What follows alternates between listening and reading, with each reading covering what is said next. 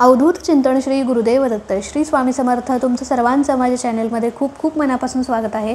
आजचा दिवस तुम्हाला शुभ जावो ही महाराजांच्या चरणी प्रार्थना करते आणि आजच्या व्हिडिओला सुरुवात करते। तर अर्थात तुम्हाला टायटलवरून कळायचं असेल की आज आपण कोणत्या विषयावरती बोलणार आहोत किंवा कोणत्या समस्येवरती आपण महाराजांची सेवा उपाय बघणार आहोत। बघा, कधी कधी आपल्या आयुष्यामध्ये अशा काही घटना घडत असतात, असे काही दुःख आपल्या आयुष्यामध्ये येत असतं की त्या दुःखातून त्या घटनेतून आपण बाहेरच पडत नाही किंवा जरी बाहेर पडलो तरी सुद्धा एक प्रकारची आपल्याला काळजी लागलेली असते, एक प्रकारची हुरहुर लागलेली असते, एक प्रकारची चिंता आपल्याला सतावत असते, मन बेचैन असतं, सतत कोणत्याच कामामध्ये लक्ष लागत नाही, सतत चिडचिड चिडचिड होत असते किंवा उगाचच मन घाबरल्यासारखं होत असतं, मन घाबरत असणे किंवा भीती वाटत असते उगाच। बघा, तुम्हाला काहीच टेन्शन नाही कारण तरीसुद्धा एक भीती तुमच्या मनामध्ये बसलेली आहे। आता माझं कसं होणार किंवा माझं पुढे काय होणार किंवा माझं हे काम होईल की नाही, ते काम होईल की नाही, असे नको ते विचार आपण करत असतो, नको ती चिंता आपल्याला लागलेली असते, नको ती हुरहुर काळजी आपल्याला लागलेली असते। आणि असं आपल्यासोबत का घडत असतं आणि यातून बाहेर कसं पडायचं किंवा यावरती कोणते असे उपाय आहेत किंवा कोणती अशी महाराजांची सेवा आहे जी सेवा केल्याने तुमची जी काही उगाचच लागलेली काळजी, चिंता, हुरहुर, मन घाबरल्यासारखं होणं, छातीत धडधडणं किंवा हे सगळे जे काही त्रास आहेत त्या त्रासातून तुमची मुक्ती होईल, सुटका होईल आणि त्यातून तुम्ही 100% बाहेर पडाल। तर आजचा व्हिडिओ जो आहे तो त्यासंबंधीचा आहे। व्हिडिओ पूर्ण शेवटपर्यंत बघा। कधी आणि असे पण लोक असतात की ज्यांना काहीच टेन्शन नाही आहे, कोणती शुगरची गोळी नाही आहे, बीपीची गोळी नाही आहे किंवा इतर कोणता आजार नाही आहे, सगळं घरामध्ये जिथल्या तिथं सगळं वेल सेटल्ड आहे, सगळं व्यवस्थित आहे, मुलगा त्याच्या आयुष्यामध्ये सेटल आहे, मुलगी तिच्या प्रपंचामध्ये सुखी आहे, घरामध्ये त्यांचं नवरा बायकोंचं सगळं छान आहे, सुरळीत आहे, नातवंड आहेत, पूर्ण परिवारसुद्धा खूप छान सुंदर हसता खेळता आहे, तरीसुद्धा एक प्रकारची भीती मनात असते, एक प्रकारची काळजी मनाला असते, एक प्रकारची चिंता लागलेली असते की बाबा माझं कसं होणार, आता काय होणार, तर का हो असं आपल्याला वाटत असतं किंवा असंच का होत असतं किंवा सेवा करायला बसली तर सेवा करावीशी वाटत नाही, मग उगाचच घरामध्ये चिडचिड होते, आपल्या पत्नीवरती, मुलाबाळांवरती आपण चिडचिड करतो। तर या सगळ्यातून तुमची सुटका होईल जर तुम्ही हे सेवा कराल, तुम्ही हे उपाय कराल तर नक्कीच या त्रासातून तुमची सुटका होईल, याची गॅरंटी मी देते। खूप प्रभावी सेवा आहे। तुम्हाला जर असा त्रास होत असेल तर नक्की या सेवा हे उपाय करून बघा।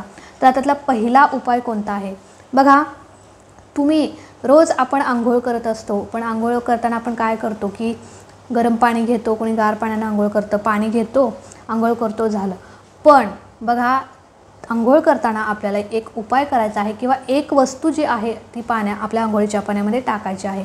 बघा, काय टाकायचं, रोज न चुकता आंघोळीच्या पाण्यामध्ये, जर तुम्हाला असा त्रास जाणवत असेल तर रोज न चुकता तुम्हाला आंघोळीच्या पाण्यामध्ये गोमूत्राचा 1 चमचा, तुम्हाला म्हणजे 1 चमचा गोमूत्र जे आहे ते तुम्हाला तुमच्या पाण्यामध्ये टाकायचं आहे। 2 थेंब, 3 थेंब, 4 थेंब, थोडं तरी गोमूत्र तुम्हाला तुमच्या आंघोळीच्या पाण्यामध्ये न चुकता रोजच्या रोज टाकायचं आहे आणि त्या पाण्याने तुम्हाला आंघोळ करायची आहे। बघा, गोमूत्रामध्ये जी ताकद आहे ती कशातच नाही। गोमूत्र जर आपण आपल्या घरामध्ये रोज थोडं थोडं असं शिंपडू तर नक्कीच आपल्या घरामध्ये जी काही निगेटिव्हिटी आहे, नकारात्मकता आहे, करणीबाधा आहे किंवा अशुभ शक्ती ज्या आपल्या घरामध्ये आहेत त्या सगळ्या शक्तींचा नायनाट होतो, नकारात्मकता निघून जाते आणि आपलं घर एक सुंदर असं सकारात्मकतेने भरून जातं। म्हणून गोमूत्र जे आहे ते घरासोबतच आपल्या शरीराची सुद्धा शुद्धी करत असतं, मनावरची जी काही काळजी आहे मनाची सुद्धा शुद्धी करत असतं आणि जे काही उगाच आपल्याला काळजी लागलेली आहे, चिंता लागलेली आहे, यातून आपण हळूहळू मुक्त होतो, दूर जातो आणि एक सुंदर आयुष्य आपण जगतो। तर बघा, रोज न चुकता तुम्ही हा उपाय करून बघा। नक्कीच तुम्हाला रोज न चुकता तर तुम्ही हा उपाय कराल तर 100% तुम्हाला अनुभव यायला लागेल, तुमची जी काही चिंता, काळजी आहे ती दूर झालेली असेल आणि तुम्ही सुंदर आयुष्य तुम्ही जगाल। हा झाला पहिला उपाय। त्यानंतरचा दुसरा उपाय कोणता आहे, जर तुमच्या घराजवळ किंवा स्वामींचं केंद्र असेल, मठ असेल, दत्त महाराजांचं मंदिर असेल, अर्थात दत्त महाराजांच्या मंदिरापुढे किंवा स्वामींच्या केंद्रामध्ये औदुंबराचं झाड हे असतं। इव्हन तुमच्या घराजवळ जरी औदुंबराचं झाड असेल तर तुम्ही रोज न चुकता रोजच्या रोज संध्याकाळच्या वेळी म्हणजे 5-6च्या दरम्यान रोज न चुकता औदुंबराच्या झाडाला 11 प्रदक्षिणा घालायच्या आहेत. बघा 11 तुम्हाला शक्य असेल तर तुम्ही जास्तसुद्धा घालू शकता, 21-51 घालू शकता. पण तुम्हाला नाही जमत तर तुम्ही रोज 11 तरी प्रदक्षिणा घालायच्या आहेत. याने काय होतं बघा, औदुंबराच्या झाडामध्ये जी ताकद आहे ना, बघा प्रत्यक्ष दत्त महाराज सूक्ष्म रूपामध्ये औदुंबराच्या झाडामध्ये बसलेले आहेत आणि 64 योगिनींचा वास औदुंबराच्या वृक्षामध्ये असतो. आणि ही आपण जर औदुंबराच्या प्रदक्षिणा रोज न चुकता ज्यावेळी आपण प्रदक्षिणा घालत असतो त्यावेळी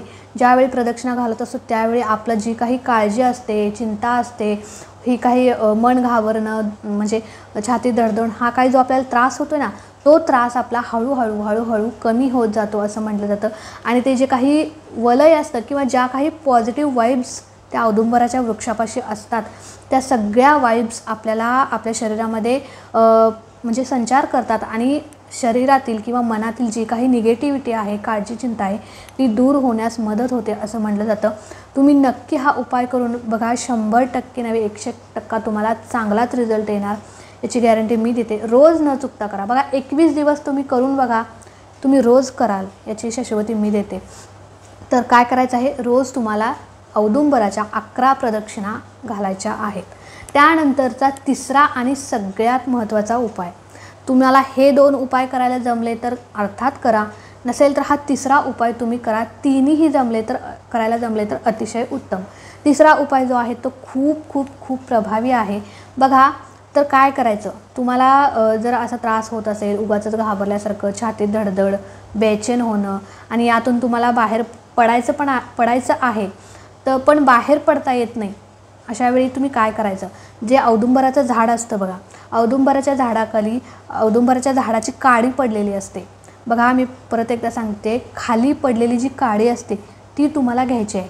औदुंबराच्या झाडाची पानाची जी काडी असते ती मोडायची नाही किंवा तोडायची नाही.